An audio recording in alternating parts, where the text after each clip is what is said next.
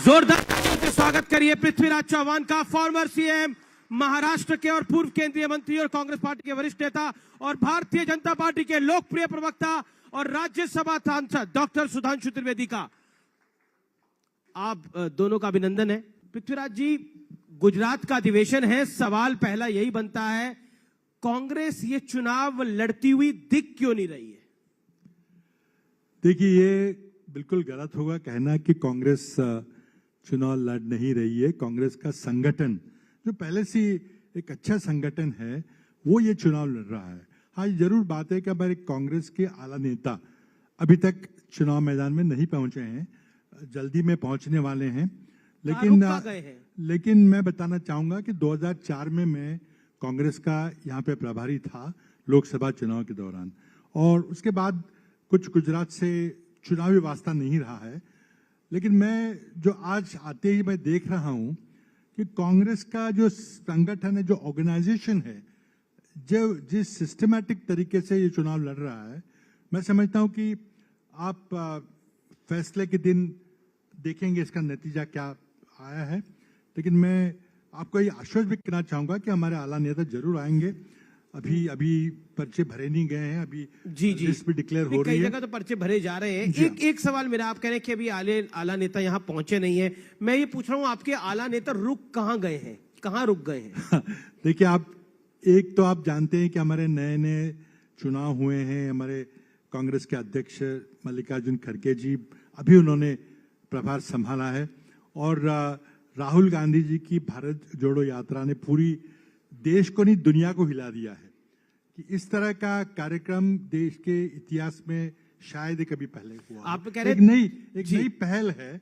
अब देखिए, उसमें अब आलोचना भी हो रही है, लेकिन जिस तरह से मैंने महाराष्ट्र में आजकल राहुल जी की यात्रा चल रही है, जो मैंने उत्साह देखा है, और विशेषकर जो कांग्रेसी नहीं है, जो एक एनजीओस हैं, जनप्रतिनिधि हैं, उनकी जो कांग्रेस के हमेशा खिलाफ रहते थे, वो सब जिस मात्रा में लोग जुड़ रहे हैं, एक अद्भुत चीज हो रही है। ये मैं खुद देख रहा हूं। अद्भुत चीज हो रही है, दुनिया को हिला दिया है। डॉक्टर सुधांशु त्रिवेदी, दुनिया को हिला दिया होगा तो आपको भी हिला दिया होगा। हिला दिया है राहुल गांधी की भारत जोड़ो यात्रा ने भारतीय जनता पार्टी को भी। डर रही है भारतीय जनता पार्टी, राहुल आएंगे गुजरात ले जाएंगे। नहीं, आपने पूछा कि वो कब आएंगे। एक्चुअली में राहुल गांधी जी की दूरदृष्टि बहुत प्रबल है, इसलिए वो दूर से ही काम करते हैं। देखिए, अमेठी से कितनी दूरदृष्टि उन्होंने वायनाड की पकड़ ली थी, और आज ऐसा लगता है कि मानो गुजरात की कांग्रेस यूनिट उनसे कह रही हो, जिस यात्रा पे वो चल रहे हैं। पुराना गीत मुझे याद आता है, ए दूर के मुसाफिर हमको भी साथ ले ले रे, हम रह गए अकेले। मगर मैं ये कहना चाहूंगा कि गुजरात में पार्टियां अलग अलग कारणों से चुनाव लड़ रही हैं। कांग्रेस पार्टी अपनी सिर्फ जमीन बचाने के लिए चुनाव लड़ रही है। नई नवेली पार्टी हैसियत बनाने के लिए चुनाव लड़ रही है, और सिर्फ भारतीय जनता पार्टी सरकार बनाने के लिए चुनाव लड़ रही है। ओके, पृथ्वीराज जी कह रहे हैं सरकार बनाने के लिए सीरियस कंटेंडर हम ही हैं सिर्फ। देखिए, पिछला चुनाव अगर आप देखेंगे तो एक काफी जबरदस्त मुकाबला हुआ था वो, और थोड़ा अंतर रह गया था, 77 और 99, और जो मैं समझता हूं कि अंतर पूरा हो जाएगा। लेकिन उसमें भी 17 विधायक छोड़ के चले गए कांग्रेस पार्टी के। जी हाँ, ये तो विधायक तोड़ने का तो मुझे महाराष्ट्र की जनता से पूछे नहीं किस तरह से तोड़ी जाती है सरकारें, वो तो हमने बहुत नजदीक से देखा है। सरकारें तोड़ना, विधायक खरीदना, ब्लैकमेल करना, वो सब चीजें तो ब्लैकमेल हो क्यों जाते हैं विपक्ष के विधायक? ऐसा करा क्या होता है जो ब्लैकमेल होते हैं? अब देखिए ईडी का किसी ने पता नहीं, कोई ईडी के चंगुल में ना आए तो अच्छा रहेगा, क्योंकि आप देखें किस तरह से वो बर्ताव करते हैं। अच्छे भले लोग ईडी के नाम से डरते हैं। और देखिए महाराष्ट्र में क्या हो रहा है सर, मतलब पुलिस अगर कोई किसी चोर को पकड़ेगी तो बर्ताव तो बुरा ही करेगी। अगर ठीक है, मैं बता रहा हूँ कोई ईडी का जो मनी लॉन्ड्रिंग कानून है, जी वाजपेयी जी लाए थे, लेकिन हमारी सरकार ने उसको 2004 में लागू किया था। हमारे पूरे 10 साल में हमने 27 रेड किए थे। 8 साल में मोदी साहब के कार्यकाल में 2900 रेड हुए हैं, लोकसभा के आंकड़े हैं। लेकिन नतीजा किसी का निकला है क्या? सिर्फ रेड करो, जेल में डालो, बैठे रहने दो, 2-2 साल मिसयूज ऑफ ईडी हो रहा है। बिल्कुल, इससे ज्यादा हो ही नहीं सकता मिसयूज। लोग भी इस पे ताली मार रहे हैं। सुधांशु त्रिवेदी, ये बड़ा ब्लेम है कांग्रेस पार्टी का कि आप मिसयूज करते हैं ईडी को और बर्ताव भी बुरा करते हैं, खराब करते हैं, पार्टियां तोड़ते हैं, पार्टियां तोड़ते हैं। ये सब सुना। ओके डॉक्टर सुधांशु देखिए, त्रिवेदी, आजकल एक बड़ा विचित्र ट्रेंड आ गया है भारत की राजनीति में। विपक्षी दल आकर सार्वजनिक घोषणा करते हैं कि मेरा विधायक बिकाऊ है, टिकाऊ नहीं है, और आके बताते, मगर ये नहीं बता पाते कहां बात हुई, किससे बात हुई। वास्तविकता का कारण यह है, जो ये आरोप लगाया जाता है 2014 से पहले जब हमारी सरकार नहीं थी, वो एग्जांपल दे रहे हैं महाराष्ट्र का। नहीं, मैं उसी बिंदु पे आ रहा हूं जी। 2014 से पहले हमारी सरकार नहीं थी केंद्र में, अनेक राज्यों में हमारी सरकार थी। हमारे किस नेता पे भ्रष्टाचार का आरोप लगा? 2014 से पहले भी विपक्षी नेताओं पर भ्रष्टाचार के आरोप थे। 2G हो, CAG हो, कोयला घोटाला हो, स्पेक्ट्रम घोटाला हो, सबमरीन घोटाला हो, तब भी उन्हीं पे आरोप थे। तो भाई तब तो सरकार भी उनकी थी, तब भी जांच एजेंसियों के घेरे में थे। याद करिए, वो जो कहा था ना तोते का पिंजरा सीबीआई को, वो प्रकरण आप लोगों को याद है? कोयला घोटाले पे सुप्रीम कोर्ट ने यह कहा था कि जो हलफनामा सरकार देगी, सीबीआई देगी, वो कोई सरकारी अधिकारी को नहीं दिखाएगी। मगर जब सीबीआई को बुलाया गया तो उन्होंने कहा, प्रधानमंत्री कार्यालय ने बुला के देखा, कोयला घोटाला किसके खिलाफ था? हमारे खिलाफ या सत्ताधारी दलों के खिलाफ? तो एक्चुअली में क्या है बात, तो बाकी छोड़ दीजिए। जब भाजपा कुछ नहीं थी, याद करिए, श्री पीवी नरसिम्हा राव जी भारत के पहले प्रधानमंत्री बने, जो प्रधानमंत्री पद से हटने के बाद भ्रष्टाचार के मुकदमों में जाके उनको अदालत में खड़ा होना पड़ा। श्री राजीव गांधी जी, जब हम लोग 2 सीटों वाली पार्टी थे, पहले प्रधानमंत्री बने जिन पर की भ्रष्टाचार के आक्षेप आए। और इंदिरा जी का नागारवाला कांड और वो सब तो छोड़ दीजिए। तो भाई जब हम कहीं नहीं थे तब भी आरोप आप पे थे, जब हम हैं तब भी आरोप आप पे हैं, और आगे भी आरोप आप ही पे रहेंगे। ठीक है, आरोप है, सरकार तोड़ने का आरोप है। मैंने जो बात की थी, जिस तरह से पैसे का और एजेंसियों का दुरुपयोग हो रहा है और उससे जीती हुई सरकारें गिराई जा रही है। कर्नाटक का उदाहरण देखा होगा, मध्य प्रदेश का देखा होगा, हाल ही में महाराष्ट्र में देखा होगा। क्या रेट चल रहा है महाराष्ट्र में? जीता कौन था? देखिए ना, जीता कौन था महाराष्ट्र में? सर देखिए, महाराष्ट्र में सरकार बनी थी और सरकार को तोड़ा था। आपकी बात मैंने मानी, लेकिन जीता कौन था? देखिए, एक गठबंधन था, उनके गठबंधन में आपस में टकराव हो गया, वादा खिलाफी हो गई जी। तो उनकी जो गठबंधन के पार्टनर थे उनसे पूछिए ना। लेकिन सरकार बनी थी, सरकार 2.5 साल तक चली थी। जिस तरह से तोड़ा गया, जो हमारे महाराष्ट्र में जो कहते खोखे, 50 खोखे की बात हो रही थी, ये खुलेआम बातें चल रही है। और ये सिर्फ महाराष्ट्र में नहीं हुआ है, ये आप गुजरात की जब आपने बात की कि विधायक छोड़ के गए, क्यों गए विधायक? कर्नाटक की सरकार गिर गई, मध्य प्रदेश अभी 11 बिहार के विधायक छोड़ के गए हैं। हमारे गोवा में हमारी अक्सर अभी 11 बिहार के विधायक कांग्रेस को छोड़ के गए हैं। लेकिन किस तरह, देखिए क्यों जा रहे हैं, उसी पे तो मैं आ रहा हूं। इसके कारण में मूल में जाइए, नहीं क्यों छोड़ के लोग जा रहे हैं। अब वहां पे शिवसेना से 50 के करीब विधायक छोड़ के गए, क्यों छोड़ के गए? जो बातें चल रही वहां पे। इससे भी कांग्रेस की बात करते हैं और बीजेपी की बात कर लेते हैं। मैं सुधांशु से एक प्रतिक्रिया ले लेता हूं। सुधांशु, पैसे के बल पर, ईडी के बल पर आप सरकारें गिरा देते हैं। पृथ्वीराज चौहान जी का दर्द है महाराष्ट्र, क्योंकि महाराष्ट्र में इनका शासन था। नहीं, इनका दर्द है महाराष्ट्र, कर्नाटक, गुजरात की बात आपने देखिए, मैं कहना चाहूंगा, इतने बड़े बड़े नेता छोड़ के गए, गुलाम नबी आजाद साहब, कैप्टन अमरिंदर सिंह जी और ज्योतिरादित्य सिंधिया जी, इनके मुख्यमंत्री प्रेमा खांडू, कोलिको पुल, आपको लगता है खोखे की वजह से गए? नहीं जी, धोखे की वजह से गए। अब यह भी बताना चाहता हूं, चलिए आज हमारे जमाने में आप आरोप लगा लीजिए कि मोदी जी और अमित शाह जी की वजह से छोड़ रहे हैं। ये बताइए, महाराष्ट्र से ही शुरू करता हूं। शरद पवार जी कब छोड़े? 97-98 में। ममता बनर्जी कब छोड़ी? YS जगनमोहन रेड्डी कब छोड़े? हमारे जमाने में छोड़े क्या? और पुराने जमाने में चले जाइए, जब तिवारी कांग्रेस, अर्जुन सिंह, अच्छा और पहले चले जाइए, जब भाजपा का अस्तित्व ही नहीं था, हम जनता पार्टी में मिले हुए थे, तब जगजीवन राम, देवराज अरस, ब्रह्मानंद रेड्डी, हम छोड़े थे क्या? 67 में पहली बार राज्यों में सत्ता से बाहर हुए, निजलिंगप्पा, कामराज, मोरारजी देसाई, चौधरी चरण सिंह, चंद्रशेखर, नीलम संजीव रेड्डी। भाई इसमें तो भाजपा कहीं थी नहीं। मूल चरित्र क्या है, मूल कारण क्या है? कांग्रेस एक सत्ता आधारित पार्टी है। आप पिछले 70 साल का ट्रैक रिकॉर्ड उठा लीजिए, जब जब सत्ता छूटती है तब तब कांग्रेस टूटती है। देखिए, कांग्रेस पार्टी कि अब सत्ता की लोलुपता आपके लोगों में इतनी होती है, वो छोड़ जाते हैं। देखिए, आपने अब गुलाम नबी आजाद को खो के मिले होंगे। बिल्कुल उदाहरण जो दिया, मैं उसको बताना चाहूंगा कि कांग्रेस स्वतंत्र भारत स्वतंत्र हुआ था एकमात्र कांग्रेस पार्टी थी। कांग्रेस में लोग छोड़ के अलग अलग पार्टियां बनाते गए, वो बात अलग है। विचारधारा अलग थी, कुछ लोग छोड़ के गए, कुछ कांग्रेस में स्प्लिट हुआ था। कांग्रेस में जनतंत्र है, लोगों को अपनी बात कहने की आजादी थी, उससे पार्टियां बनी। गिरी रेड्डी की याद करिए, वो सब अलग बात है। मैं जो आज बात कर रहा हूं एमएलएस के खरीद फरोख्त की बात कर रहा हूं, ईडी के दुरुपयोग की बात कर रहा हूं, पैसे की बात कर रहा हूं जो सरकारें तोड़ी जा रही है। ये पिछले मोदी सरकार के पिछले 8 साल की बात करिए आप। देखिए लोक जनतंत्र में एक आप कहते हैं कि मोदी सरकार जनतंत्र में बिलीव नहीं करती? बिलीव करती है कि नहीं, कि जनता बताएगी अब आने वाले चुनाव में क्या आप सोचते हैं कि जनतंत्र जैसे पहले चल रहा था वैसे चल रहा है? जो कमी क्या लगती है आपको? इंस्टीट्यूशन का डेमोक्रेसी है उसको सबको कॉम्प्रोमाइज कर दिया है। क्या किसी कमी में क्या विश्वास लगती है? रहेंगे? देखिए जनतंत्र चलता है संस्थाओं पे, जो हमारे संविधान में संस्थाएं लिखी है जो एक जिम्मा लेती है कि जनतंत्र चलता रहे, जीवंतता से चलता रहे।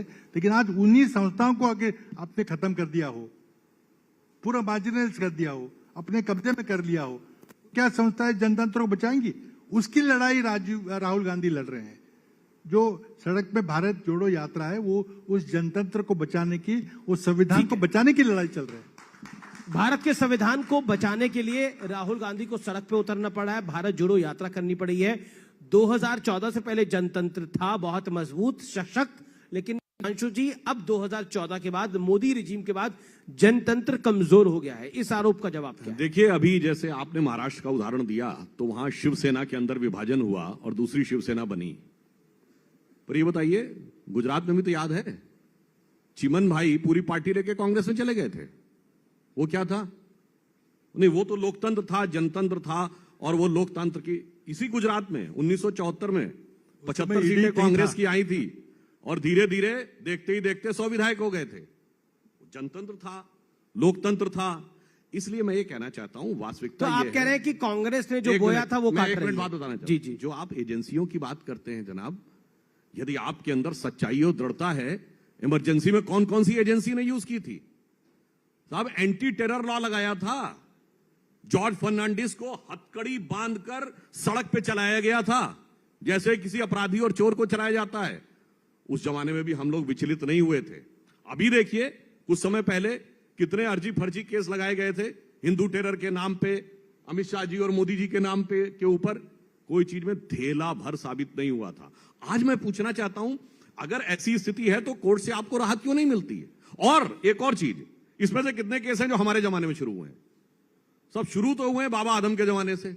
मैं उदाहरण देना चाहता हूं, लालू प्रसाद यादव जी को तो जेल से अंदर बाहर निकलते देखते देखते हम लोग किशोरावस्था से युवावस्था पार कर गए, और साहब आरोप मोदी जी पे है। तो गजब होता है भाई। जितने मैंने उदाहरण दिए हैं ये सारे के सारे जिसमें ईडी का केस है, ये सारी चीजें हैं, 10 में से 9 केस उस जमाने के हैं। मगर लालू जी के लिए तो अध्यादेश राहुल जी ने ही फाड़ा था, लेकिन क्योंकि भ्रष्टाचार की हम बात कर, भारतीय जनता पार्टी भ्रष्टाचार पर आपको बार बार घेरती है। आप लोग कहते हैं कि बीजेपी अपने भ्रष्टाचार की बात नहीं करती, ये जो सरकार है ये बेरोजगारी की बात नहीं करती, गरीबी की बात नहीं करती, महंगाई की बात नहीं करती, लेकिन एजेंडा तो आप भी नहीं सेट कर पा रहे। पृथ्वीराज जी, एक आरोप आता है आपके ऊपर कि कांग्रेस पार्टी भी एजेंडा कहां सेट कर पा रही है? नहीं देखिए, एजेंडा तो साफ है, पूरी देश की दुनिया के सामने एजेंडा है। महंगाई का एजेंडा है, बेरोजगारी का एजेंडा है, गुजरात की जनता के सामने जो चल रहा है, जो क्रोनिक कैपिटलिज्म चल रहा है, जिसके चलते मोरबी की दुर्घटना घटी, जो कोविड का हैंडलिंग का है, कितने सारे लोग, एग्जामिनेशन के पेपर लीक का मामला है, एसआईटी बनती जाती, कोई उसमें कोई भी उसका फैसला नहीं आता और एसआईटी कर दी जाती, दबा दिया जाता मामला। ये सारे मामले इसी तरह दबाए दिया गया। देखिए, मैं नहीं समझता कि किसी अपने देश में तो कोई उदाहरण है नहीं, शायद दुनिया में कोई उदाहरण हो। पूरी की पूरी सरकार, गुजरात की पूरी सरकार, मुख्यमंत्री सारे मंत्रियों को निकाल बाहर कर दिया नेताओं ने, क्योंकि उनको पता चला कि निकामी सरकार है। बीजेपी का कुशल प्रबंधन भी होता है। बीजेपी को देखकर आपने पंजाब में करा और देखो क्या हाल हुआ। नहीं देखिए, पंजाब वो सिद्धू और चन्नी साहब के चक्कर में आपने कांग्रेस की लुटिया डुबो दी। नेतृत्व बदल की बात अलग होती है, आपने पूरी की पूरी होलसेल में मंत्रियों को सबको निकाल दिया। पर तब भी तो कोई कुछ दिक्कत नहीं हुई उनको। नहीं, दिक्कत होगी कि नहीं, अब चुनाव में पता चलेगा क्या होगा। ये इंटरेस्टिंग बात आपने बोली। भारतीय जनता पार्टी ने मुख्यमंत्री भी बदल दिया, सारे मंत्री भी बदल दिए, सब कुछ बदल दिया, एक बड़ा एक्सपेरिमेंट कर दिया। वो कह रहे हैं कि जो हमारा पंजाब में हाल हुआ वो आपका गुजरात में हाल होगा। देखिए, हम किसी को निकालते नहीं, हटाते नहीं। हमारे यहां दायित्व का परिवर्तन सहज स्वाभाविक होता है, क्योंकि हम विचारधारा प्रेरित कैडर आधारित पार्टी हैं। सब लोगों ने स्वेच्छा से लिखा और किसी ने किसी प्रकार की कोई प्रतिक्रिया देखी हो। हाँ, नहीं, सुधांशु जी इतना भी ऐसा नहीं है स्वेच्छा से कोई मुख्यमंत्री का पद छोड़ देगा। निकालना किसे कहते हैं? निकालना उसे कहते हैं, वहां से शुरू करूं, अरुणाचल प्रदेश में कोलिको पुल पूर्व मुख्यमंत्री, फिर प्रेमा खांडू, हेमंता विश्व शर्मा, ज्योतिरादित्य सिंधिया, कैप्टन अमरिंदर सिंह, गुलाम नबी आजाद साहब, और कितने कितने महाराष्ट्र में भी कितने लोग हो गए जो छूटते चले गए। और मजे की बात है, इतने लोग छूटे इतने दिनों में। अब ममता जी और इन सबका तो नाम गिनाए, भी पहले कांग्रेस में थे, कि इनकी तो स्थिति हो गई, देखी जमाने की यारी, बिछड़े सभी बारी बारी। और इंपॉर्टेंट बात आपने चुनाव में कहा, जब चुनाव होता है जो व्यक्ति कांग्रेस से छोड़ के जाता है वो बड़ा हो जाता है और कांग्रेस छोटी हो जाती है। बताइए, ममता बनर्जी जी छोड़ के गई, आज बंगाल में वो बढ़ी या कांग्रेस? जगन मोहन रेड्डी बढ़े या कांग्रेस? महाराष्ट्र में शरद पवार बढ़े या कांग्रेस? तो साहब, जो छोड़ के जाता है वो बड़का नेता हो जाता है, और आप लोग छुटका हो जाते हैं, और कभी कभी तो उस पार्टी से पूरी तरह साफ भी हो जाते हैं। तो मेरे विचार से कांग्रेस को इस पर विचार करना चाहिए कि उनका एजेंडा क्या है। अब एजेंडा की बात कहें, वो अपनी यात्रा पे। पृथ्वीराज जी बोले, फिर आप पृथ्वीराज जी। देखिए, हम बात कर रहे हैं गुजरात चुनाव की। मजबूत से ज्यादा मजबूर पार्टी लग रहे हैं पृथ्वीराज जी। ऐसे नहीं, देखिए, कठिनाई आती है, लोग छोड़ के गए हैं, लोग जुड़े हैं, लेकिन आज मुद्दों से मत भटकिए। आज जो देश के सामने मुद्दे हैं, जिस मुद्दों को कांग्रेस पार्टी उठाने की कोशिश कर रही है, उन मुद्दों को हल करने के लिए आपके पास कोई जवाब नहीं है। मोदी जी के पास कोई जवाब नहीं है। देश की अर्थव्यवस्था तहस नहस हो रही है, महंगाई, बेरोजगारी, अब ग्रोथ रेट, आपका पर कैपिटा इनकम देखिए, सब जगह में आप फेल हो गए। कोविड के हैंडलिंग में पूरे आपने बड़ा दुनिया में शब्द यूज करा, आपने बोला देश की स्थिति तहस नहस हो रही है। हाँ। तहस नहस मतलब आप कह रहे हैं कि देश की अर्थव्यवस्था चरमरा गई है, देश की स्थिति तहस नहस हो रही है। थोड़ा इलैबोरेट इसको कर दें, क्यों तहस नहस हो रहा है देश? इसलिए मैं कह रहा हूं कि देखिए, कोई भी जो इंडेक्स भी जो दुनिया का आता है, सब इंडेक्स में हम नीचे नीचे जा रहे हैं।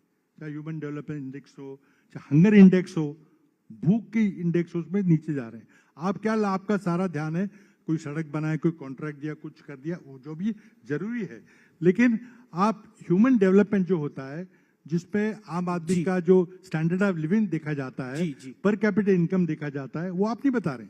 आप कह रहे हैं अर्थव्यवस्था चरमराई हुई है, लेकिन इसके लिए हमें अपने पड़ोसी राज्य श्रीलंका को भी देखना पड़ेगा, जहां क्या हालात है। पाकिस्तान देखना पड़ेगा, वहां क्या हालात है। चाइना के प्रोविंसेस में क्या हाल है, जहां बैंकों के आगे फायर ब्रिगेड की गाड़ियां खड़ी हुई हैं। यूनाइटेड किंगडम, ज्यादा थोड़ा दूर चले जाए तो यूनाइटेड किंगडम, वहां पर पिछले 6 महीने में कितने प्रधानमंत्री बदले जा चुके हैं। रशिया और यूक्रेन की लड़ाई चल रही है, उसके क्योंकि आप प्राइम मिनिस्टर ऑफिस में भी मंत्री रहे। नहीं, देखिए, इसीलिए इंग्लैंड में जो सत्ता बदल हुआ, जी, वहां की हालत भी नहीं ठीक है, लेकिन उन लोगों ने वहां पे सत्ता बदल कर दिए। जी, वो सत्ता बदल यहाँ होने जा रहा है, क्योंकि लोग एक सहनशीलता की एक सीमा होती है। बहुत बड़ी बात आप कह रहे हैं, वो कह रहे हैं सत्ता परिवर्तन होने जा रहा है, सहनशीलता की सीमा होती है, जैसे यूके में हुआ है। मुझे लग रहा है कि जो उन्होंने देश की अर्थव्यवस्था के बारे में वर्णन करने का प्रयास किया, वो वास्तविकता में उनकी पार्टी की व्यवस्था का वर्णन था, जो ध्वस्त होता भी दिख रहा था और जिसको लेकर उनको चिंता भी हो रही होगी। परंतु मैं एक बात बताना चाहता हूं। देखिए, अर्थव्यवस्था की बात करें तो इसी गुजरात में जब मोदी जी आए 2001 में, तब गुजरात का जीडीपी 99,000 करोड़ रुपए था। आज 19,80,000 करोड़ रुपए से ऊपर, यानी तकरीबन 20 गुने की बढ़ोतरी इस 20 वर्ष में हुई है जी। अगर उस जमाने में आप देखें, एक जो छोटे स्कूलों में, प्राइमरी स्कूलों में ड्रॉप रेट था, वो 30% के आसपास था, आज 1.7% के आसपास है। आज हर गांव में बिजली, हर गांव में सड़क। सरदार सरोवर योजना कितने जमाने से पड़ी हुई थी, बाबा आदम के जमाने से, आज आके आई और हर घर में नल पहुंचाना सुनिश्चित किया। विकास का एक और उदाहरण बताता हूं। ये बताइए, हमारी सरकार आने से पहले भी, इनकी सरकार के जमाने में भी, भारत बैलिस्टिक मिसाइल बना लेता था, इंटरमीडिएट रेंज भी और लॉन्ग रेंज भी, मगर हवाई जहाज नहीं बना सकता था। ये बात तर्कसंगत लगती है क्या? इसका मतलब हम बनाना नहीं चाहते थे। और आप देखिए, पहली बार इसी गुजरात में भारतीय वायुसेना के लिए एयरबस के सहयोग के साथ हवाई जहाज बनना शुरू हो रहा है। पहला फाइनेंशियल टेक सिटी अहमदाबाद में बन रहा है। और बड़ी बात क्या है? लेकिन ये कह रहे हैं नहीं, अब कि मैं इस बार अर्थव्यवस्था पे भी आ रहा हूं। सत्ता परिवर्तन हो जाएगा जैसे मैं यूनाइटेड इसी किंगडम बिंदु में पे आ हुआ। रहा हूं। जी, आज भी जी, जब जी। पूरे विश्व में अर्थव्यवस्था ध्वस्त पड़ी हुई है और उसके बाद भी हमारी विकास की दर ऊपर है और महंगाई की दर नीचे है। और मैं कहना चाहता हूं, कोई देश उठाइए, मैं पाकिस्तान श्रीलंका की बात नहीं कर रहा हूं, मैं विनम्रता से पूछता हूं, एक देश बताइए जहां से जाके राहुल गांधी जी ने ज्ञान दिया हो और वहां विकास, आज महंगाई की दर भारत से कम हो। बताइए। Thailand, Germany, Italy, Britain, America, सब जगह महंगाई की दर ज्यादा है। जी, जी। जहां जहां से बैठ के ध्यान दिया। तो मैं सिर्फ अंत में एक लाइन कहना चाहूंगा, हमारी स्थिति जानते क्या है? पूरे समुद्र में सुनामी आई हुई है, अगल बगल के जहाज उलटते पलटे जा रहे हैं, हमारा कैप्टन बड़ी कुशलता से निकाल रहा है, पर शिकायतें की जा रही है, ये थोड़ा थोड़ा सा हिल क्यों रहा है? ये जी पृथ्वीराज जी इसका मतलब आपका गुजरात की जनता के लिए भाजपा का संदेश है कि जो महंगाई है वो सहन कीजिए, क्योंकि सब जगह हो रही है। जो बेरोजगारी है वो सहन कीजिए, सब जगह हो रही है, तो आपको क्या दिक्कत है? आप भी सहन कीजिए। एक सवाल जो कि आप दो, अगर आप मौका जी, दें, 10 सेकंड सिर्फ। आज महंगाई की दर 6.7% है। जब 2013-14 में हमारी सरकार आई उस समय इससे ज्यादा थी। 2012 में 10% के आसपास थी, जिसको कहते थे बहुत बेहतरीन अर्थव्यवस्था का दौर चल रहा था उस समय। आज भी हम इस बुरे दौर में, कोविड और युद्ध के बाद भी उससे कम महंगाई के दौर में है। पर मैं कह रहा हूं, जितनी बढ़िया स्थिति हमारी 3 साल पहले थी कोविड से पहले, उतनी नहीं है, परंतु हम शीघ्र ही उस स्थिति को भी प्राप्त करेंगे। आप ये कह रहे हैं कि अगर महंगाई और बेरोजगारी की स्थिति सामान्य है, कोई चिंता करने की जरूरत नहीं। गुजरात के युवकों को अगर ये संदेश देना चाहते हैं तो सही बात है, ये भाजपा का संदेश है कि नहीं, आपको सहन करना पड़ेगा। और देशों में भी बुरी हालत है। ये ट्रैप कर रहे हैं सुधांशु जी, आपको कह रहे हैं कि आप महंगाई, बीजेपी आएगी, महंगाई लाएगी। क्यों नहीं कर रहे हैं?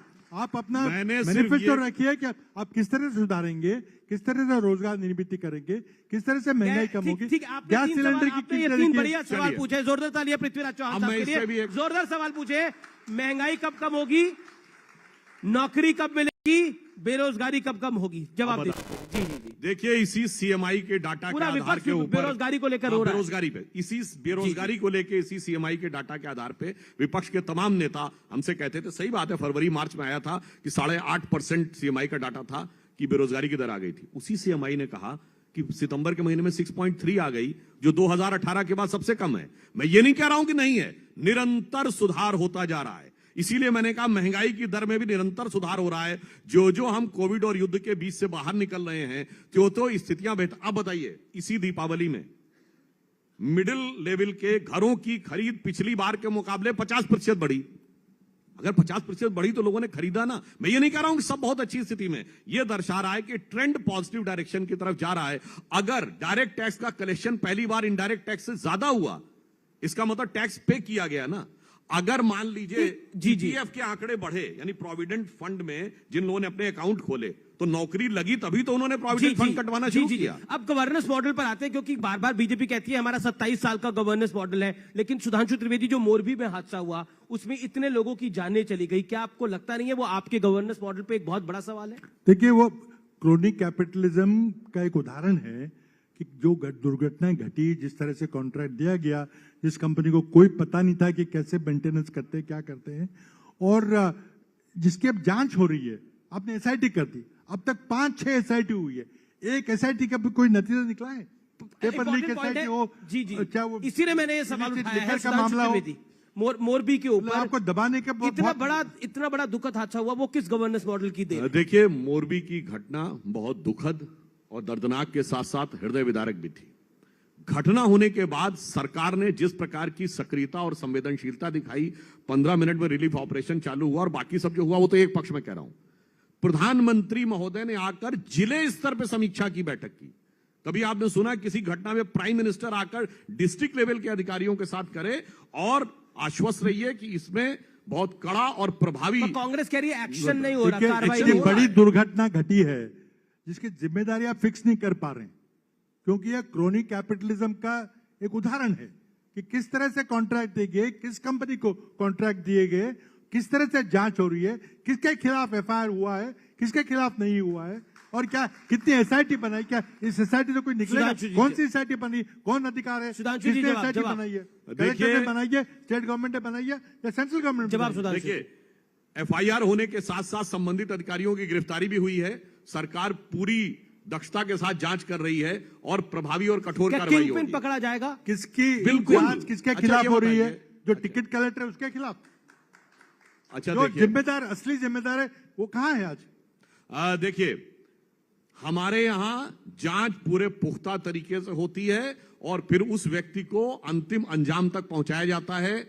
उस जमाने की तरह नहीं कि बस जांच जांच कह दी गई फिर कभी चार्जशीट फाइल ही नहीं हुई। तमाम ऐसे मौके हैं 8-8, 10-10 साल तक चार्जशीट ही नहीं फाइल हुई। मैं तमाम उस राजनीतिक पक्ष में नहीं जाना मंच पे आप चाहता, आश्वासन परंतु मैं देते- एक बात और भी कहना चाहता हूं। मोरबी के प्रति प्रधानमंत्री मोदी जी के मन में जो संवेदना है वो आज से नहीं है। पुराने लोगों को पता होगा 1979 में जब मोरबी में बाढ़ आई थी तब युवा स्वयंसेवक के रूप में जाकर उन्होंने बचाव कार्य जो किए थे वो मोरबी के बुजुर्ग लोगों को आज तक पता होगा। तो मोरबी से एक अलग है, उन्होंने कहा मेरा मन मोरबी में है, तो ये ऐसे ही नहीं कहा है। वो प्रचारक जीवन से लेके आज तक उनका वहां से एक अलग लगाव है। तो आप इस देखिए, मंच से अगर- आश्वासन देते हैं कि कार्रवाई होगी और कब तक होगी, कोई टाइमलाइन? देखिए, कार्रवाई होगी और पुख्ता होगी और वह कानूनी आधार के ऊपर जांच की प्रक्रिया के तहत तय होता है कि कितना टाइम एक- लगेगा। देखिए एक- एक एक- सर मैं बताऊं, जी, ये जी, एक पूछना चाहता हूं जी, कि जी, आज 5 तक सेकंड। कुछ दिन गुजरात में 5 बड़े हादसों में एसआईटी एस्टैब्लिश हुई, 5, जिसमें कि इलिसिट लिकर का मामला था। उसमें से कौन से एसआईटी की अंतिम जांच निकली? मुझे एक बता दीजिए कि इस एसआईटी की अंतिम जांच निकली है। जी मोरबी में कैसे होगी? ठीक है, 5 सेकंड सुधांशु, 5 देखिए, सेकंड। जांच की प्रक्रिया, जांच दो एजेंसियों साल के से प्रोसेस, पड़ी जांच एजेंसियों के प्रोसेस और कानूनी आधार के ऊपर चलती है।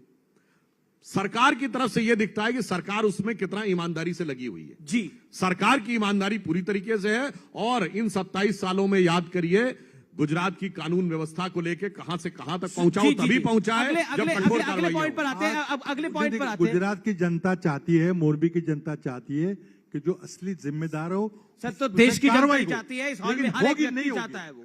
इस जी, सरकार के बिल्कुल चलते आपकी नहीं बात होगी जायज है। एक सवाल मेरा, ऐसा क्यों होता है कि चुनाव आता है, कांग्रेस बीजेपी के ट्रैप में फंस जाती है या खुद ही जाल फेंक देती है? आपकी एक मेयर छत्तीसगढ़ के अंदर एंटी हिंदू शपथ ले रही थी, एक आपका कर्नाटक कांग्रेस का कार्यकारी अध्यक्ष हिंदू शब्द का अर्थ बता रहा था, इतना गंदा है कि मैं बता नहीं सकता। क्या आपको लगता है कि आप पर एंटी हिंदू का टैग बीजेपी ने लगा दिया है और इसके लिए आप खुद भी थोड़े जिम्मेदार हैं? आपसे संदर्भ मेरा आपकी पार्टी से। देखिए, इशू ये है कि आज जनता के जो असली मुद्दे हैं उससे बीजेपी भाग रही है। कहीं ना कहीं कुछ हिंदू मुस्लिम झगड़ा लगाना, पर ये कुछ तो आपके झगड़ा नेता ने करना। कहा था ना। नहीं, नेता ने देखिए कि मुद्दे से हम भटक रहे हैं। मैं ये कहना चाहता हूँ कि जो असली लोगों के जीवन मरण के मुद्दे हैं, जो महंगाई बेरोजगारी के मुद्दे, जिसका कोई हल नहीं बीजेपी पास, तो चुनाव जीतने के लिए इन बातों का उपयोग होता है। पर नेता आपके बयान देते हैं। अभी मधुसूदन मिस्त्री ने एक बयान दे दिया जिसको लेकर भारतीय जनता पार्टी ने इतना तूफान खड़ा कर दिया। देखिए, नॉन इश्यूज है, मैं समझता हूँ। जो उन्होंने प्रधानमंत्री मोदी की औकात के बारे में जिक्र किया। देखिए, वो तो मैं उस पर नहीं जाऊंगा, पर बोला आप ही के नेता ने बोला। क्या ये तो मुहावरा चारों चीजें हैं, आप ही के नेता होता होते है हैं। जी। वो शायद मैं पूरी जानकारी मेरे को नहीं है, लेकिन शायद वो पटेल जी के बारे में कुछ कह रहे थे। और ये हमारा मानना है पार्टी का कि जिस तरह से वो एक गुजरात के अहमदाबाद के स्टेडियम का नाम बदल के मोदी साहब कहते हैं, वो पटेल जी का बहुत बड़ा अपमान था, जिसके बारे में उन्होंने कहा भी है जी कि उसमें हम सुधार करेंगे, बदल करेंगे। सरकार में आपकी आते- आएगी तो। सरकार भी आएगी। लेकिन देखिए, सवाल ये है बीजेपी वाले कहते हैं ना कि नौ मैं मन कह तेल रहा हूं- होगा ना मैं- राधा नाचेगी। कृपा करके मैं आपको फिर जी, से जी। याद दिलाना चाहूंगा जी।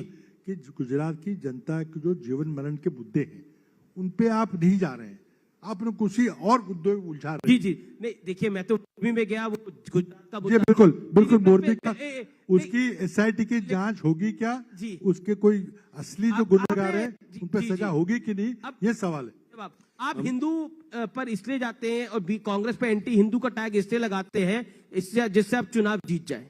और मधुसूदन मिस्त्री ने जो बोला वो बोला, उसमें राजनीतिक रंग देने की बात नहीं है, किसी से स्लिप ऑफ टंग हो देखिए, सकता है। मैं मूल मुद्दे हिंदू और मधुसूदन मिस्त्री जी का, सरदार साहब के बारे में तीनों का उत्तर देता हूं। जो लोग कहते हैं मूल मुद्दे महत्वपूर्ण हैं, जाइए राहुल गांधी जी की इस यात्रा के दौरान जितनी प्रेस कॉन्फ्रेंस सब में देखिए, लास्ट में क्या बोले? आरएसएस की विचारधारा के खिलाफ मेरी यात्रा है। भाई, किसको सत्य माना जाए? जो अन्य नेता आके बोल रहे हैं या जो वो बोल रहे हैं? वो अब कहते ये हैं कि बताइए, आप नफरत फैला रहे हैं। एक मिनट, मैं एक और बात बोल रहा हूं। तो कहते भाई महंगाई हटाओ यात्रा है, तो कहते बेरोजगारी हटाओ यात्रा है। यात्रा तो आरएसएस की नफरत की विचारधारा के बाद है, और फिर डक करने के लिए ये क्वेश्चन की बात करते हैं। चूंकि महंगाई में तो कभी कांग्रेस महंगाई और बेरोजगारी के मुद्दे पे भाजपा के सामने खड़ी नहीं हो सकती। भारत के इतिहास में कम से कम जाके चेक कर लिए, दर्जन भर से ज्यादा बार 10% से ऊपर, दर्जन भर से ज्यादा बार 15% से ऊपर, 25% की अगर महंगाई की दर रही है। 73-74 में जिस जमाने में वो गाना बना था ना, पाउडर वाले दूध की मलाई मार गई, राशन वाली लाइन की लंबाई मार गई, और बाकी जो बचा था वो महंगाई मार गई। तो एक क्रेडिबिलिटी नहीं है महंगाई के मुद्दे के ऊपर। हमारी क्रेडिबिलिटी है कि अटल जी के दौर से लेके आज तक सिर्फ कोविड का एक साल छोड़ दें तो हमेशा महंगाई की दर विकास की दर से कम रही है। आप एंटी हिंदू टैग अब क्यों मैं लगाते उस पे भी आ रहा कांग्रेस हूं। की? जी जी जी। देखिए, हिंदू गलत की बात बात है। हम नहीं लाते इस मुद्दे के ऊपर। ये बताइए, अब इनकी छत्तीसगढ़ की मेयर जाके वहां पर हिंदुओं के अपमान वाले भाषण में शामिल होंगी। अब आरोप हम पे। इनका कर्नाटक का अध्यक्ष बोलेगा हिंदू शब्द गंदा होता है, आरोप हम पे। हिंदू तालिबान कौन बोला? शशि थरूर जी। हिंदू बोको हराम कौन बोला? सलमान खुर्शीद जी। अब हिंदू आतंकवादी कौन बोला? इनके गृह मंत्री जी। साहब, काम आपके और इल्जाम हमारे, ऐसा कैसे चल सकता है? अब दूसरी बात मैं सरदार साहब के बारे में कहना चाहता हूं। देखिए, वो जो एक परिसर है उसका नाम था सरदार पटेल परिसर। उसमें तकरीबन 20 स्टेडियम बन रहे हैं। उसमें से एक स्टेडियम यदि मोदी जी के नाम पे है तो इसका अर्थ यह हुआ कि वो तो सरदार साहब की छत्र छाया में है। अब मैं ये भी कहना चाहता हूं, सरदार साहब का नाम लेने का अधिकार इनको है। न्याय की बात। जब 1946 में अंतरिम सरकार बन रही थी और सारी प्रदेश कमेटियों से नाम मांगे गए थे कि किसको प्रधानमंत्री बनना चाहिए, तो एक कमेटी ने पट्टाभी सीतारमैया का, एक या दो कमेटी ने जेबी कृपलानी का, और शेष सारी कांग्रेस कमेटियों ने सरदार साहब को वोट किया था। और नेहरू जी को जानते कितने वोट मिले थे? 0 वोट दे के प्रधानमंत्री बनाया। सरदार साहब का कितना सम्मान किया। और मैं विनम्रता से पूछता हूं, आप तो बहुत वरिष्ठ नेता हैं, शायद आपको पता हो, सरदार साहब की डेथ हुई 1950 में। उसके बाद बताएं, गुजरात बनने तक 1960 तक कोई एक योजना बताइए, कोई एक संस्थान बताइए, कोई एक स्थान बताइए सरदार साहब के नाम पे किया हो। भारत रत्न तो छोड़ दीजिए। यह दर्शाता है कि सरदार साहब के प्रति मन में वास्तविकता क्या थी। और जी जी, एक मिनट, लाइन और बोल लूं, अगर आप परमिशन दे दें। देखिए, सरदार साहब और एक अगर आपकी परमिशन हो सर, हमारी और सरदार साहब की विचारधारा कैसे वो होती है और मोदी जी कैसे, उसके वाहक उदाहरण देना चाहता हूं। सरदार साहब का विचार क्या था? स्वतंत्र भारत के बाद सबसे पहले सोमनाथ का मंदिर बना था। उन्होंने कहा था, जब जब भारत स्वतंत्र हुआ, सोमनाथ की पताका ने आकाश को छुआ। आज काशी विश्वनाथ का कॉरिडोर हो, महाकाल का कॉरिडोर हो, केदारनाथ हो, राम जन्मभूमि हो, तो अगर सरदार साहब के विचार को ही तो विस्तार दे रहे हैं मोदी जी, तो असली तो उनकी विरासत के हकदार हम हैं और कोई दूसरा नहीं है। अच्छा, आप इनके नेता भी ले लो, आप इनकी विरासत भी ले लो, इस पार्टी को कहां छोड़ोगे? ये आपको कहां छोड़ेंगे? एक बात बताइए। और जहां पर, और राहुल गांधी खुद हिंदुत्व को गाली देते हैं। राहुल गांधी नहीं दिया, उन्होंने बोला हिंदुत्व, ये जो हिंदुत्व है आरएसएस वाला। बात जवाब दे दीजिए। सरदार साहब की अपने बात कही पे, ये भी बात मत भूलिए कि सरदार साहब ने महात्मा गांधी की हत्या के लिए आरएसएस को बैन करने के लिए कहा था। ये भी मत पूछिए। उनका जो पत्र है कि आरएसएस को बैन करना चाहिए, आरएसएस को बैन किया था महात्मा गांधी की हत्या की। क्योंकि पंडित नेहरू का जिक्र आया है। किरण रिजिजू ने न्यूज 18 के लिए, न्यूज 18 की वेबसाइट के लिए कॉलम लिखा है, एक आर्टिकल लिखा है जिसमें पंडित नेहरू की 5 भूलें बताई हैं कश्मीर को लेकर। उसको, क्योंकि किरण रिजिजू ने जो लिखा है, उस पर आपकी प्रतिक्रिया क्या है? देखिए, किरण रिजिजू जी एक भाजपा के नेता हैं, अरुणाचल के नेता है, उन्होंने अपनी बात कही है, ठीक है, बात है। लेकिन इतिहास कोई बदल नहीं सकता। पंडित नेहरू, उन्होंने बोला पहली भूल है पंडित नेहरू की, कश्मीर के विलय को लटकाया। दूसरी भूल है विलय को अंतरिम करार देना। तीसरी भूल है मसला 1948 में यूएन में ले जाना। चौथी भूल है जनमत संग्रह का विरोध छिपाया गया। 5वीं भूल है धारा 370 को बनाना और फिर उसे लागू करना। किरण रिजिजू ने कहा। सारी अपनी में बहुत बड़ी बड़ी बातें, उसमें पूरा समय लगेगा एक एक बात को करने के लिए। आप ऐसे तोड़ मरोड़ के मत पेश कीजिए। लेकिन मैं समझता हूं कि ठीक है, भाजपा को हिंदुत्व के मुद्दे पे या हिंदू मुस्लिम एक आपस की टकराव के मुद्दे पे चुनाव जीतने हैं तो जीते हैं, लेकिन ये अब तक ज्यादा देर नहीं चलेगा, क्योंकि देश की दुनिया, देश की जनता जो है अब वो असली मुद्दे पे आना चाहती है। हिंदू मुस्लिम करती है, बिल्कुल, ये इसी पे तो जीते हैं चुनाव। अब पिछला चुनाव जो लोकसभा का जीते थे, वो किस तरह से जीते थे। इसी तरह से द्वेष की भावना भड़काकर भाई भाई को टकराकर, कैसे द्वेष की भावना भड़काई? देखिए पूरी सब जगह पे जब भी चुनाव जीतना होता है, चुनाव आता है, कोई ऐसे कोई मसला खड़ा कर देते हैं जिससे कि वो वोट बटोरने की राजनीति करते हैं। क्या मसला था आपके? कौन से लास्ट चुनाव में क्या मसला हुआ खड़ा? हर एक चुनाव में अलग अलग मसला होता है, जरूर करते हैं वो, इसी दिशा में जा रहे हैं वो तो साफ बात है। इसी विचारधारा का तो विरोध कर रहे हैं। ठीक है, ओके। सुधांशु, आप हर चुनाव को हिंदू मुसलमान ले जाते हैं। देखिए, मैंने तो अभी उदाहरण दिया, यूपी के चुनाव में भी इन्हीं के लोग विषय लाए थे और यहां भी इन्हीं के लोग विषय लाए। मैं सिर्फ एक उदाहरण देना चाहता हूं जी, कि जो अभी आपने कहा, मैं जब छात्र जीवन में था, राम मंदिर का मुद्दा उठ रहा था, तो एक जगह प्रश्न पूछा गया, एक सज्जन आए बोलने के लिए कि साहब, यदि सोमनाथ का मामला उसी समय सॉल्व हो सकता था तो राम जन्मभूमि का मामला क्यों नहीं सॉल्व हो पाया? तो जो बुजुर्ग व्यक्ति भाषण दे रहे थे, उन्होंने हंसते हुए कहा, सोमनाथ सरदार साहब के प्रांत में पड़ा तो तुरंत सॉल्व हो गया, राम जन्मभूमि पड़ गया नेहरू जी के प्रांत में तो आज तक सॉल्व नहीं हुआ था। दूसरा, 560 की सारी रियासतें जहां सरदार साहब के हाथ में थी, सब हो गई। एक जगह पंडित जी ने उंगली रखी तो फिर ऐसा फच्चर फंसा कि आज तक फंसा रहा। अब एक और उदाहरण बताता हूं, दुनिया में तो आरोप लगा रहे हैं, एक लाइन में बोल रहा हूं, सिर्फ एक फैक्ट, बाकी चलिए बहुत सारी बातें, इतना इतिहास में क्या जाना है। देखिए, यूनाइटेड नेशंस से मामले को ले गए।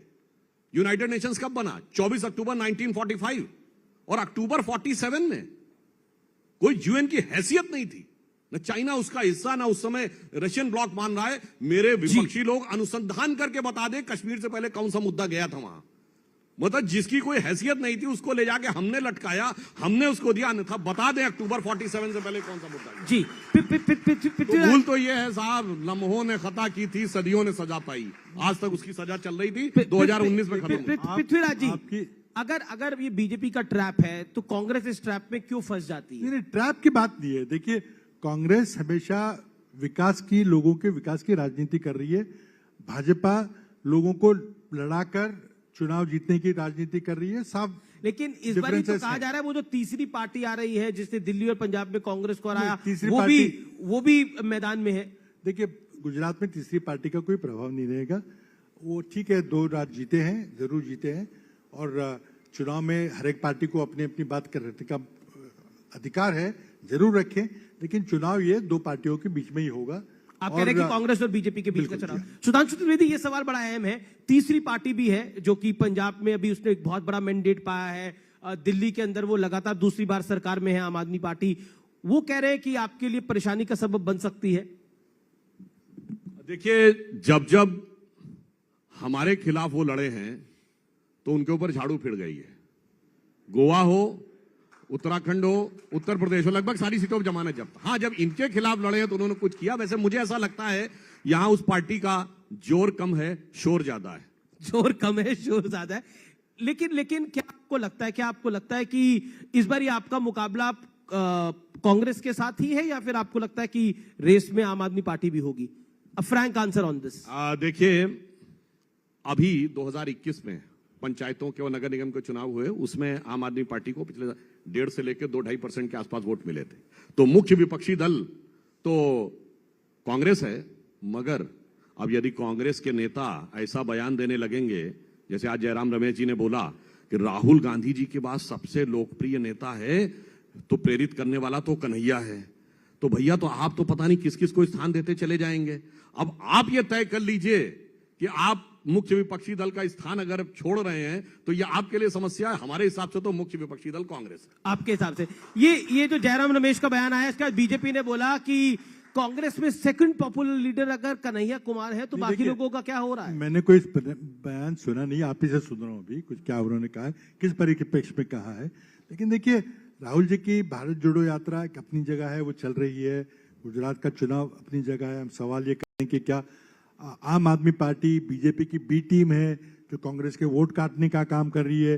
क्या बीजेपी कोई काट रही है कांग्रेस के वोट? क्या कुछ काम कर रही है क्या, ये पता चलेगा चुनाव में। लेकिन हमारा अगर गुजरात चुनाव पे अगर फोकस करें, गुजरात पे फोकस करें, केंद्र सरकार पे फोकस करें, तो मैं समझता हूं कि ये भारत जोड़ो यात्रा की जो पहल है, मैं समझता हूँ अपने आप में देश में कभी इतने बड़े पैमाने पे कोई ऐसा प्रयत्न नहीं किया गया जिसकी सराहना करनी चाहिए। मैं खुद उस यात्रा में सम्मिलित था। पूरी दुनिया में जो करंट सा लग रहा नहीं, है, चंद्रशेखर जी ने यात्रा करी, राहुल नहीं, जी भी उसके यात्रा कोई कर तुलना ही नहीं हो रहे हैं। हर यात्रा महत्वपूर्ण होती है राजनीतिक दृष्टिकोण से। स्टैच्यू ऑफ यूनिटी देखने के लिए कोई कांग्रेस नेता क्यों नहीं गया? क्योंकि आपने अभी क्लेम करा कि सरदार पटेल हमारे हैं, बीजेपी के नहीं हो सरदार सकते। पटेल तो बीजेपी के कांग्रेस के बड़े नेता थे ही।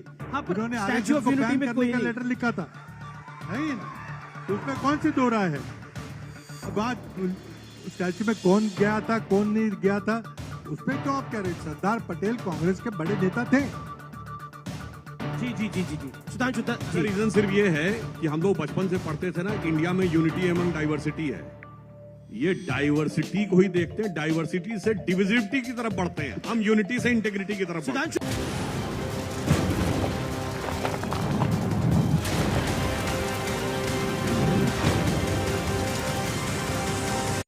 Congrats, यार। Congrats. फ्यूचर एक्सप्रेस में आप सभी का स्वागत है। एफएनओ मार्केट का हर एक्शन 2790 से चलकर 3006 के आसपास, अब इसमें 250 अंकों के आसपास का मूव देख चुके हैं। कॉल ऑप्शन ले या पुट ऑप्शन 17,550 का जो कॉल है वो 85 to 90 के आसपास खरीदारी कर सकते हैं। फिलहाल निफ्टी पे वेट एंड वॉच करना चाहिए। जानिए किन स्टॉक्स में होगी आपकी जबरदस्त कमाई। 3300 के नीचे अर्ली क्लोज अगर आए तो आप शॉर्ट करके यहाँ पर जा सकते हैं। देखिए फ्यूचर एक्सप्रेस। बाजार शुरू होने से पहले कीजिए मुनाफे की तैयारी। जहां से कॉल राइटर्स बाहर निकल रहा है वहां पे बाय कर दीजिए और जहां पे पुट राइटर कन्विक्शन है वहां पे डिप पे बाय कीजिएगा। जानिए सेंसेक्स और निफ्टी की कैसी होगी चाल। बहुत बढ़िया मूव्स एंजॉय कर रहा है ये स्टॉक। ब्लैक पैटर्न का ब्रेकआउट, बाय 1210 तक की तैयारी। कौन से स्टॉक्स आपको बनाएंगे मालामाल? 590 के ऊपर खरीदेंगे, 580 के स्टॉप लॉस है, 620 के टारगेट के लिए। देखिए मुनाफे की तैयारी।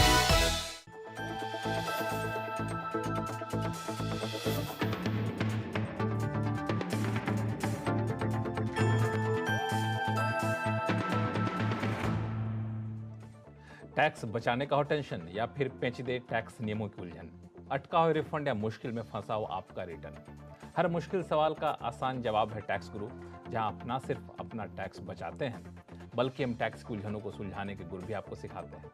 नमस्कार, मैं हूं लक्ष्मण राय और आज आपके सवालों का जवाब देने के लिए हमारे साथ हैं जाने माने टैक्स एक्सपर्ट शरद कोहली साहब। सर, आपका स्वागत है CNBC आवाज में। हमने देखा है कि विदेश में रहने वाले भारतीय अपने घर पे परिवार को, माता पिता को पैसे भेजते रहे, लेकिन इन दिनों विदेश में पैसा भेजने का चलन बढ़ता जा रहा है। अगर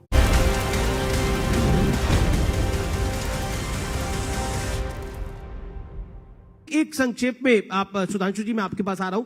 एक क्योंकि जयराम रमेश साहब के बयान की यहाँ पे चर्चा हुई, बीजेपी भी आज सुबह से इस पे एक रिएक्शन दे रही है कि कन्हैया कुमार जिसने देश तोड़ने की बात करी थी वो कांग्रेस का सेकंड लोकप्रिय नेता है। क्या आपको लगता नहीं है कि इससे आपके कैडर में मैसेजिंग अच्छी नहीं जाएगी? नहीं, देखिए आपके कैडर में, कांग्रेस के कैडर में, forget about masses. Kanhaiya Kumar पहले कम्युनिस्ट पार्टी से संबंध रखते थे, आज कांग्रेस के एक नेता है, बिहार के नेता है, बहुत लोकप्रिय नेता, उसमें कोई शक नहीं है। अब उसके बारे में क्या जयराम रमेश जी ने कहा मैं नहीं जानता, लेकिन मैं उसकी टिप्पणी, उनकी पूरी जानकारी लेके मैं जरूर कहूंगा।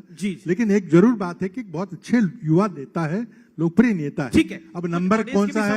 नंबर पहला है, दूसरा है, 10 सेकंड। बस मुझे याद आता है कन्हैया कुमार ने जब प्रेस कॉन्फ्रेंस की थी कांग्रेस कार्यालय में तो कहा था कांग्रेस डूबता जहाज था इसलिए वो आए थे। तो मुझे पुराना गाना याद आता 90 के दशक का, आपने सुनाओ, धूमधाम से आया कन्हैया बैंड बजाने के, डूबती हुई कांग्रेस को और डुबाने को। ठीक है, ऑडियंस से सवाल थे। रीमा, एक सवाल है कांग्रेस पार्टी से, छोटा सवाल पूछना चाहते हैं। गुजरात के अंदर बहुत बड़ी महत्व की योजना थी नर्मदा योजना। चौहान साहब, मैं आपसे पूछ रहा हूं, उसमें जो दरवाजे लगाने का काम था कांग्रेस ने काफी साल तक वो लटका के रखा और गुजरात की जो सौराष्ट्र और कच्छ और अहमदाबाद की जनता पानी बिगड़ तस रही थी, उसमें आपको कुछ दिखाई नहीं दिया कि गुजरात के लोगों के लिए पानी की व्यवस्था हो, और ये दरवाजा लगाने का काम आपने सालों तक लटका के रखा हुआ था। देखिए, उसमें ये पहली बात तो माननी पड़ेगी, नर्मदा योजना की संकल्पना किसने की थी? ये सबसे पहले तो आप ये सोचिए कि गुजरात की जनता के लिए नर्मदा योजना की परियोजना की थी। अब उसमें कई सारे कोर्ट के मामले फंसे हुए थे, कुछ मामला महाराष्ट्र से मामला फंसा हुआ था, कहीं डूब हो रही थी, वहां आदिवासी लोग डूब रहे थे, उनको बचाने की बात हो रही थी, कोर्ट उसमें हस्तक्षेप कर रहा था। तो कोई कांग्रेस की वजह से दरवाजे नहीं लगे, कहना बिल्कुल गलत है। जी, एक छोटा सवाल पूछेगा। जी, मैं कांग्रेस से सवाल कर रहा हूं सर। खड़े हो जाइए। सरदार सरोवर डैम पर स्टैच्यू ऑफ यूनिटी लगा है, एक कांग्रेसी, neither Rahul Baba nor your any Rahul Gandhi कोई आए नहीं है ओके स्टैच्यू ऑफ यूनिटी देखने के लिए। क्यों स्टैच्यू ऑफ यूनिटी देखने के लिए कोई कांग्रेस नेता क्यों नहीं गया? क्योंकि आपने अभी क्लेम करा कि सरदार पटेल हमारे हैं, बीजेपी के नहीं हो सकते। बीजेपी तो कांग्रेस के बड़े नेता थे ही, हाँ, पर उन्होंने स्टैच्यू ऑफ यूनिटी में कोई लेटर लिखा था, है ही ना? तो उसमें कौन सी दो राय है? अब आज स्टैच्यू में कौन गया था कौन नहीं गया था उसमें क्यों आप कह रहे? सरदार पटेल कांग्रेस के बड़े नेता थे। जी जी जी जी जी सुधांशु, आखिरी राउंड है, 1 मिनट। उसका रीजन सिर्फ ये है कि हम लोग बचपन से पढ़ते थे ना कि इंडिया में यूनिटी एमंग डाइवर्सिटी है। ये डाइवर्सिटी को ही देखते हैं, डाइवर्सिटी से डिविजिविटी की तरफ बढ़ते हैं, हम यूनिटी से इंटेग्रिटी की तरफ। सुधांशु, मेरा सवाल है कि आप इनके नेता भी लेना चाहते हैं, आप कांग्रेस मुक्त भारत भी करना चाहते हैं, तो आपके मन में क्या है? आप लोगों के मन में क्या है? क्या कोई बड़ा कंफ्यूजन है क्या? नहीं नहीं, देखिए भारत के राष्ट्र के जितने प्रतीक हैं राष्ट्रवाद, जी जी जी, मैं ईमानदारी से कहता हूं एक जमाने में इनके थे, ये खुद ही छोड़ते चले जा रहे हैं। बताइए वंदे मातरम कब गाया गया? 14-15 अगस्त 1947 की रात कॉन्स्टिट्यूंट असेंबली की शुरुआत हुई। आज क्या माहौल बन गया कि वंदे मातरम भाजपा का है, वंदे मातरम सिर्फ भाजपा के में गाया जाता है। तो ये बताइए राम किसके थे? हे राम महात्मा गांधी की समाधि पे सन 48 से लिखा है, राम हमारे हो गए, राम काल्पनिक हो गए। ठीक है, जवाब जवाब जवाब। तो इसलिए मैं कह रहा हूं, जी जी जवाब जवाब जवाब जवाब पृथ्वीराज जी। क्या मैं तो नहीं समझ पा रहा आप क्या कह रहे हैं। देखिए सरदार पटेल जी पे क्यों राजनीति कर रहे हैं जी? सरदार पटेल एक देश के बहुत बड़े नेता थे, कांग्रेस के बड़े नेता थे, जिन्होंने देश को एक किया। उनकी कंट्रीब्यूशन टू द कंट्री कोई डिनाई नहीं कर सकता, लेकिन आप एक नेता से दूसरे नेता को क्यों बढ़ा रहे हैं? बिल्कुल गलत बात है। सरदार पटेल का कद बहुत बड़ा है। आखिरी कितनी सीटें आ रही है कांग्रेस की? कांग्रेस की कितनी सीटें? कांग्रेस सरकार बना रही है, सरकार बना रही है। बीजेपी की कितनी सीटें आ रही है सुधांशु जी? पिछले सभी कीर्तिमानों को ध्वस्त करते हुए भारतीय जनता पार्टी ऐतिहासिक रिकॉर्ड बनाने जा रही है। ऐतिहासिक रिकॉर्ड बनाने जा रही है। बहुत बहुत शुक्रिया। क्या बीजेपी रिकॉर्ड बनाएगी या 27 साल बाद मल्लिकार्जुन खड़गे की अगुवाई में कांग्रेस सरकार बनाने जाएगी? ये वाकई साख काफी सवाल है। बहुत बहुत शुक्रिया पृथ्वीराज चौहान जी, आपके लिए जोरदार तालियां, और डॉक्टर सुधांशु त्रिवेदी के लिए बहुत बहुत जोर जोर तालियां। धन्यवाद।